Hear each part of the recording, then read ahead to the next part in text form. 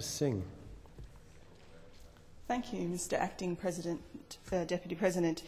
Well, haven't we been enlightened in here this afternoon by those senators opposite regarding their understanding of business and consumer confidence when it comes to the clean energy package before us? They are the party who come in here, talk about business confidence, when they are the party that business have no confidence in. Because you're the party that have developed your $70 million black hole that business certainly would not have any confidence in, that completely talks of budget dishonesty, not honesty. But having said that, happy to talk about the plan, Senator Bushby, and I'm pleased that you, as a Tasmanian senator, contributed to this MPI today, because it allows me to provide some insight into some of the holes in your arguments that you've put forward. Firstly, I would like to congratulate the coalition, though. Again, 2 days in a row now that you've brought forward, setting the MPI to provide the government with a positive contribution on this debate to the clean energy bills, to once again provide this place with an outline of our energy future legislative package. Now, first, we've had Senator Urquhart already highlight the consumer confidence of this package as supported by ACOS, and which will be ripped out by those members opposite. But I'd like to give you an example of how businesses are actually looking forward to this new clean energy future. And in fact, Senator Bushby and Senator Colbeck, who also contributed to this debate, you'll be happy to know that it is actually a business in Tasmania, that I was fortunate to attend the opening of, a brand new Alstom Australia workshop in Cambridge in Tasmania.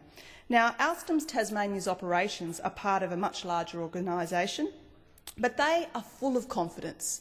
They are full of confidence, and they always have been, when it comes to a clean and sustainable energy future and the innovation that comes with it. That is why they're investing in Tasmania. That is why Alstom have worked with Hydro Tasmania since 1994. They've broadened their core hydroelectric engineering services to include the manufacturing, refurbishment and installation of components for the mining and metals processing, forest processing and shipbuilding industries. They've cultivated a skilled and experienced and flexible workforce because they believe in a clean energy future package, and it's given them great confidence in the future of their company and the viability of clean, green energy. So much so that they've spent $11 million on a purpose-built workshop in Tasmania. It's a 1.6 hectare site that includes space for future growth of their company. Senator Bushby, is business confidence. That is business confidence. That is proof of business confidence in this government's package. And of course, this investment obviously has spin-offs for other Tasmanian businesses, not only for Alstom, but for all those businesses that Alstom will associate with. And that's just Tasmania, let alone all the other industries and businesses and areas in the other parts of the country, to name others that will benefit from this package. But just one other major beneficiary, the construction of the workshop in question, the Alstom workshop, was undertaken by a Tasmanian company called Derwent Park Developments. Derwent Park Developments employs more than 50 builders, subcontractors and suppliers. So, from Tasmania, Alstom provides Australia's largest hydro and thermal electricity, Hydro Tasmania, as I mentioned, Aurora Energy, Nearstar, AGL, Stanwell, Eraring and Snowy Hydro. And so I ask, how is it not a wonderful example of business confidence at work? This is just one story, though. I have every confidence that there are many more stories of success and many more to come. And Australia can only be a better place if we're encouraging businesses like Alstom that are becoming sustainable businesses. And to support this, the Gillard government will establish a range of grants to assist businesses to take these steps, more positive news that those opposite wouldn't want to know about. and a $800 million clean energy investment program, which will provide grants to manufacturers to support investments in energy-efficient capital equipment and low-pollution technologies. We've got the Food and Foundries Investment Program, which will provide $150 million over 6 years available to food processing industry as well. So I'd like to raise something that Senator Colbeck and Senator Bushby have touched on, and that is the issue of industries overseas who won't be subject to price on carbon.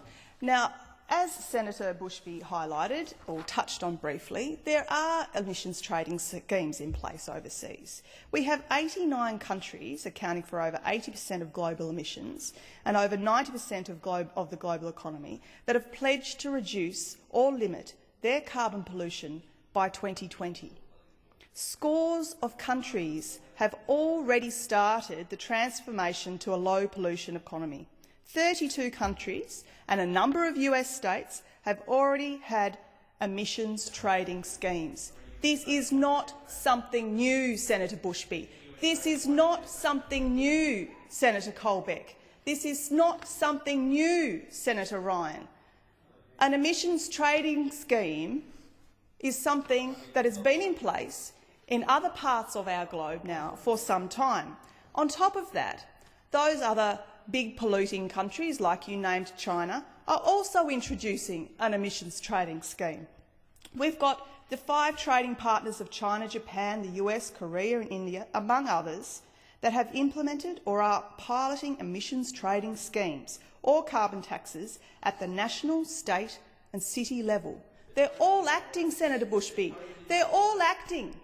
They're all acting, as is this government. We are acting because we take the issues of clean energy seriously, because we want to provide and cut carbon pollution. We are acting on climate change because we believe the science, and we understand that the business confidence that follows from that, like the example that I've given from Alstom. And on top of that, that is why this clean energy package, which I encourage those opposite to get their heads around, to have a read. It might take a while. There are a number of components to this package, and perhaps you haven't got your head around all of it as yet.